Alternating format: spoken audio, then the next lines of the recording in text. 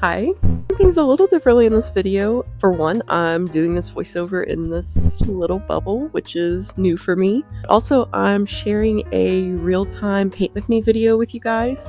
I usually speed up these kinds of videos because I feel like most people don't want to watch like really long videos like these, but I'm just trying it out just to see if you guys like it, if you find it helpful.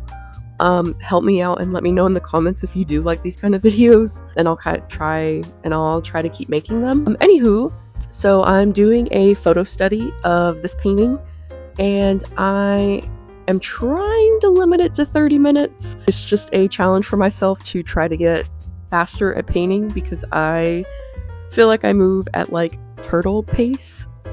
Yeah, so since we're trying to get stuff done quickly, I didn't have time to mess around with the line art, so I went ahead and got that done, which you can see. And I'm gonna start with the background first. I have notes over here, by the way, that's why I'm like looking this way. I'm trying to get the background done first, that way I can move on to like the more fun stuff.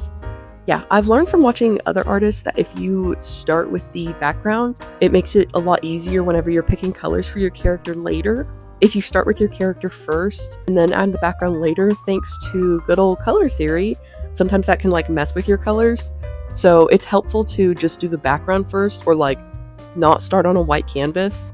So yeah, that's what I'm doing here. You'll also notice that I put myself through the absolute torture of not using color picker. This is just good practice for kind of training your eye to pick up on colors and notice colors and try to get the colors correct as close as you can. The more that you do it, the better that it gets. So if you don't do that very often, just if you want to try and challenge yourself, you can. That's what I was doing here, and yeah, it's miserable sometimes, but it's not bad.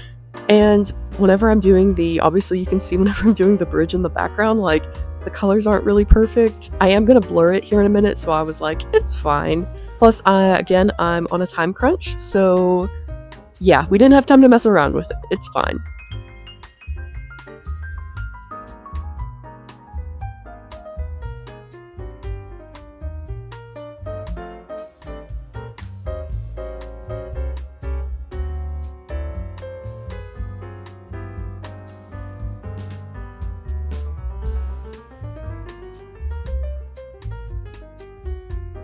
I want this study to mostly be about the lighting of the character. I'm not going to spend a whole lot of time on the background. It just is what it is.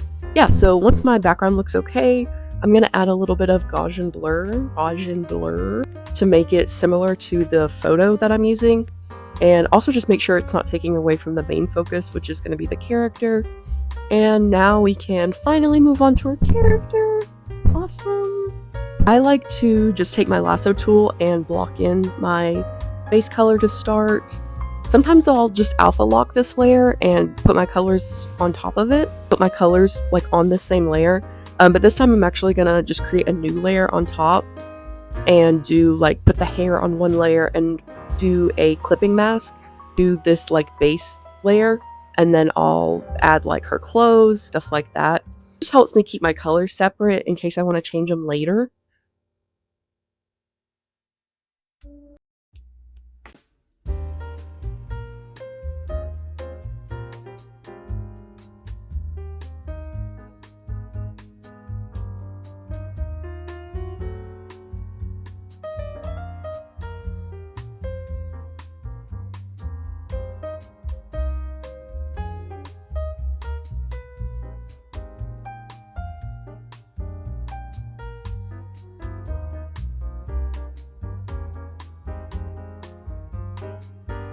Once we have our base colors, we can start with shading and lighting. I do think it's really easy to get overwhelmed by all of the colors and shadows and things, especially when you're doing photo studies.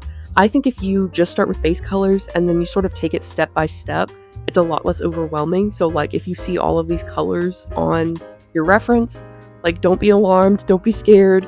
We're gonna get through it. We'll just take it step by step and it's a lot easier. Part of the reason I do these studies is to try and figure out what the best and most efficient way to do lighting for future paintings.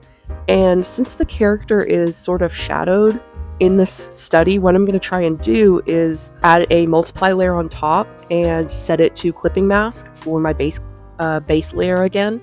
I find a grayish blue color and just fill that in for my shadows on my character. And then on the same layer, I'm going to find a like orangish color and use a soft brush to sort of lay in that light that's hitting her. It gives this sort of effect really quickly and easily. It looks like similar to the reference so far, so yeah. Like I said, you don't want to get bogged down by like all of these details. If you can find a really simple way to like make this general sort of light and shadow without getting bogged down by all the details, I think that's really helpful. And now that we have the sort of generic light done, you can see in the reference that there's like this bounce light. This is coming from the sky. Basically, it's turning like part of her face blue, this grayish blue that you see on the side of her face. So anything that's like pointed up towards the sky is giving off that like bluish light. So yeah, we're gonna try and sort of paint in that bounce light. And to do that, I'm just gonna take a normal layer, try and find the right color, and just paint it in.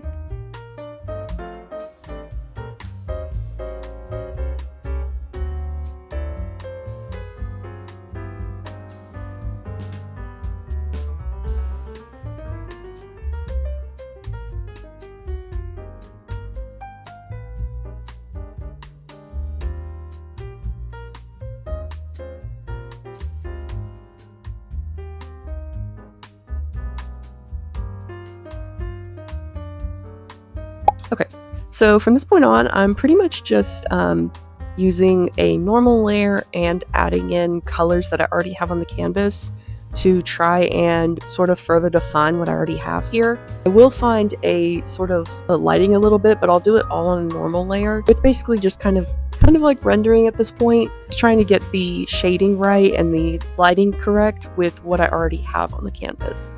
And while I'm working, I wanted to share with you guys. So I've actually tried doing this study before, and it did not go well. I did it like months ago and really hated the result, so I just, destroyed it. But I do have the time lapse of the original like video that I did. I'll share that with you now, and you can kind of see that I tried a different approach and a different method, and I just didn't really like the result. And so I ended up abandoning it, and it, just sat on my Procreate for months. The reason why I kind of wanted to bring this up is just I feel like a lot of artists don't like to share the bad art that they make. It kind of leads to this idea that like some artists only make like amazing paintings all the time, and like that's just not the case. Like everybody makes bad art, and everybody makes art that they don't like. And so the reason why I kind of bring this up is if you are struggling with photo studies or drawing from reference or really any kind of art, I just want you to know that like it's okay. Like everybody does, like literally everybody does. Yeah, photo studies are really hard. So if you're like trying to do photo studies and you don't like how they're looking, just know that you're not alone, because I don't always like the result whenever I do them either. And so yeah, I just wanted you guys to kind of see, so you can see like, because like I said, this first attempt was like months ago. You can see how I've improved now, and you can see like the night and day difference between my first attempt and this second attempt. I think it's a lot different, and I do think like this version is a lot better, much more happy with it. So yeah.